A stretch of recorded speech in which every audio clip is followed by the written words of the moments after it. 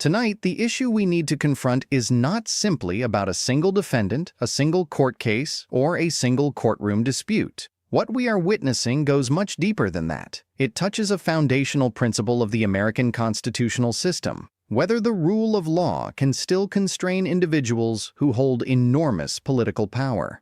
In the United States, the rule of law is not merely a moral slogan or a rhetorical flourish used in political speeches.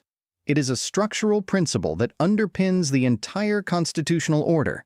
At its core, the rule of law means that every person, citizens, government officials, and even the president, is accountable under the law.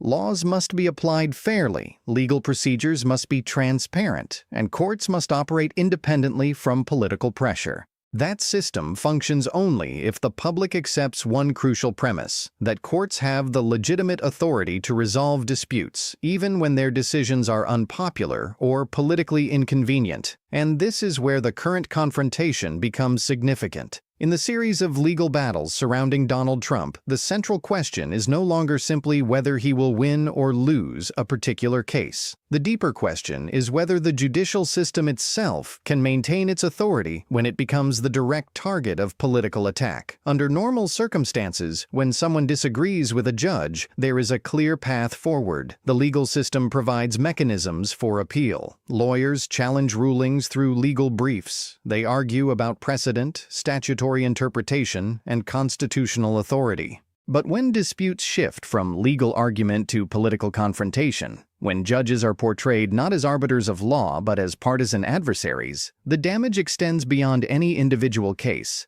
What begins to erode is public confidence in the courts themselves. And that confidence is essential. The framers of the U.S. Constitution designed the American government around a system of separated powers. Congress writes the laws, the executive branch enforces them, and the judiciary interprets them.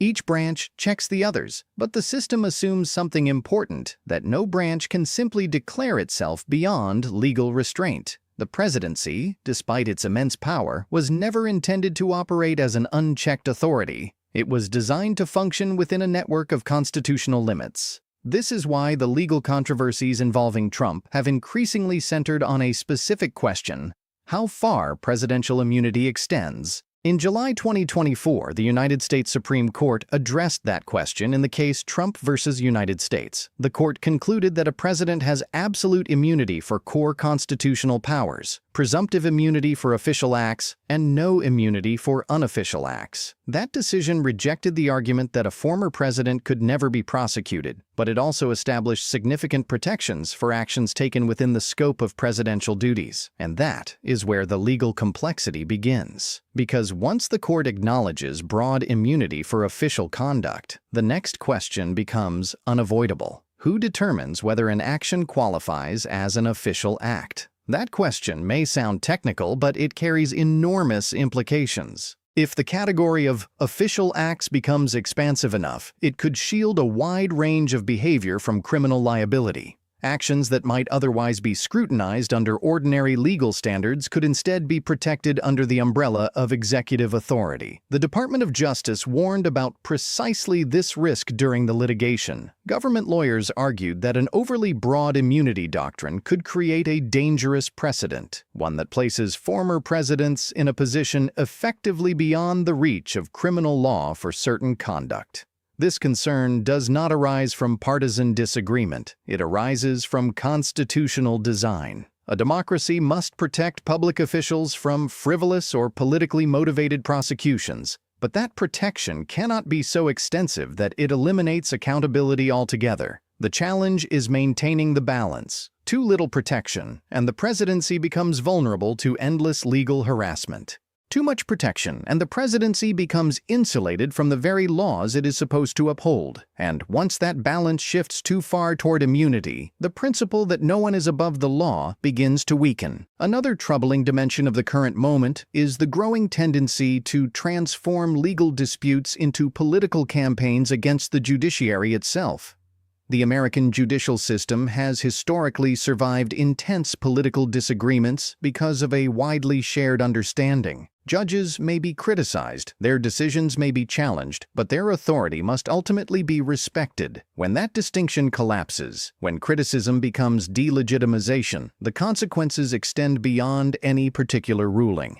Federal courts have already warned about rising threats against judges. Security concerns for members of the judiciary have increased significantly in recent years.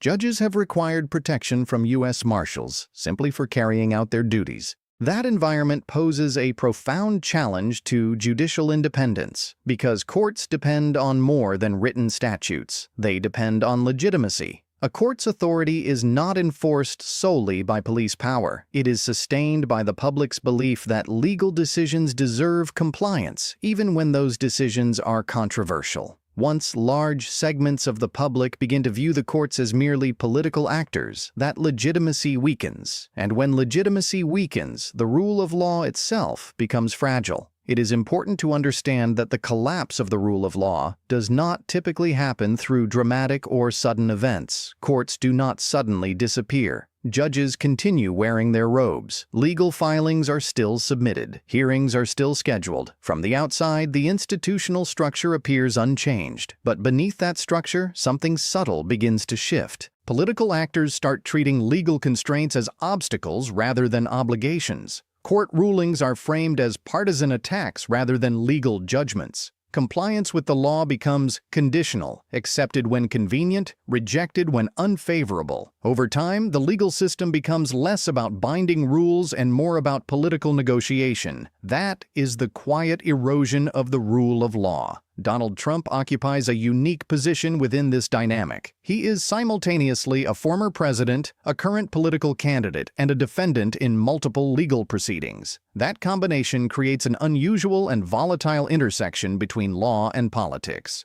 Trump's public rhetoric often frames legal investigations as politically motivated. For supporters, that argument resonates as a defense against perceived institutional bias. For critics, it appears as an attempt to undermine judicial authority. Regardless of which interpretation one favors, the broader institutional consequences remain the same. The more the courts are drawn into partisan conflict, the more their legitimacy risks becoming a matter of political alignment rather than legal reasoning. And that transformation carries long-term consequences because precedents do not only shape legal doctrine, they shape political expectations. If a political leader successfully establishes the idea that adverse court rulings can simply be dismissed as illegitimate, future leaders may adopt the same strategy. The danger is not only the precedent itself, but the normalization of that precedent. Future presidents might push the boundaries even further, perhaps more quietly, perhaps more strategically, but once the principle of equal accountability begins to weaken, restoring it becomes extraordinarily difficult. The true question raised by this confrontation is therefore not whether Trump will prevail in a specific legal battle. The real question is whether the American system can maintain the principle that legal authority ultimately supersedes political power. If courts retain the ability to adjudicate disputes independently, free from intimidation, free from partisan capture, then the constitutional system remains resilient. But if judicial authority becomes contingent on political approval, the consequences extend far beyond one presidency. They reshape the entire structure of democratic governance, because in a functioning republic, the law is supposed to restrain power. If power begins to restrain the law instead, the balance envisioned by the Constitution begins to reverse.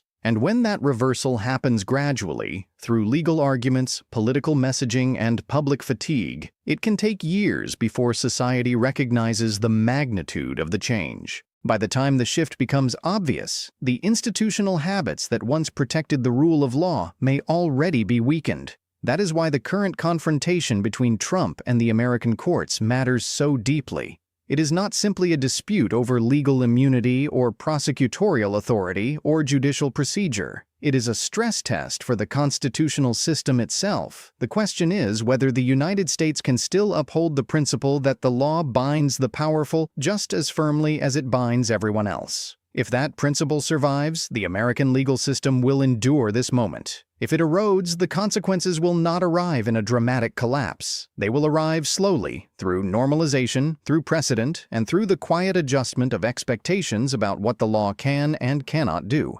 And that is how the rule of law fades in modern democracies. Not with a single decision, but with a series of decisions that gradually redefine the limits of accountability. The outcome of this moment will therefore shape not only the legal fate of one individual, but the institutional future of the American Republic itself.